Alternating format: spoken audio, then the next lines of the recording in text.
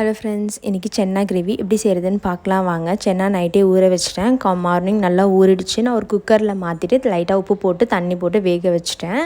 நான் masala first ready பண்ணிக்கிறேன். First வெங்காயம் அறுத்துக்கோங்க, தக்காளி எடுத்துக்கோங்க, அது நல்லா நீட்டாகவே அறுத்துக்கோங்க. ஒரு கடாயில் எண்ணெய் ஊற்றி ஸ்பைசஸ் எல்லாமே ஆட் பண்ணிவிட்டு ஃபஸ்ட்டு வெங்காயம் சேர்த்துக்கலாம். லைட்டாக கலரி விட்டுட்டு முந்திரி ஒரு 4-5 பல் சேர்த்துக்கோங்க, டேஸ்ட் சூப்பராக இருக்கும். அப்புறம் தக்காளி சேர்த்துக்கோங்க, கலரி விட்டுட்டு ஒரு ஜாருக்கு மாதிரி சூடாகிறோன்னே நல்லா அரைச்சிக்கோங்க. ஒரு கடாயில் கொஞ்சமாக எண்ணெய் சீரகம் போட்டு பொரிஞ்ச உடனே நம்ம பொடியாக நறுக்கின வெங்காயம் கொஞ்சம் சேர்த்து நல்லா கலரி விட்டுக்கலாம்.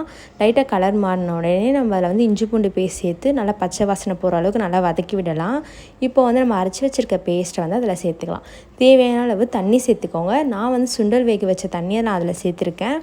நீங்களும் அதை வேஸ்ட் பண்ணாதீங்க, ரொம்ப ஸ்ட்ரென்த்து. மறக்காமல் அதையும் சேர்த்துக்கோங்க.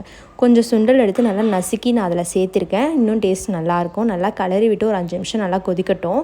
இப்போது ஒரு பவுல் எடுத்துக்கோங்க. அதில் கொஞ்சமாக மிளகாய்த்தூள், மஞ்சத்தூள், கரம் மசாலா, கொஞ்சமாக காஷ்மீரி மிளகாய்த்தூள் சேர்த்து நல்லா கலரி விடுங்க. கொஞ்சம் தண்ணி விட்டுட்டு அதுக்கப்புறம் அதை மசாலாவில் ஆட் பண்ணிக்கோங்க. ஒரு 5 நிமிஷம் நல்லா கொதிக்கட்டும். கொதித்த உடனே நம்ம வேக வச்ச சுண்டலை நம்ம அதில் சேர்த்துக்கலாம். சேர்த்து ஒரு 5 மினிட்ஸ் கொதிக்க விட்டிங்கன்னா நம்ம சென்னா மசாலா ரெடி. கொஞ்சம் தேவையான அளவு உப்பு கடைசியாக பார்த்து சேர்த்துக்கோங்க. நான் சுட சுட சப்பாத்தி கூட ட்ரை பண்ணேன். ரொம்ப சூப்பராக இருந்தது. நீங்களும் மறக்காமல் ட்ரை பண்ணி பாருங்கள்.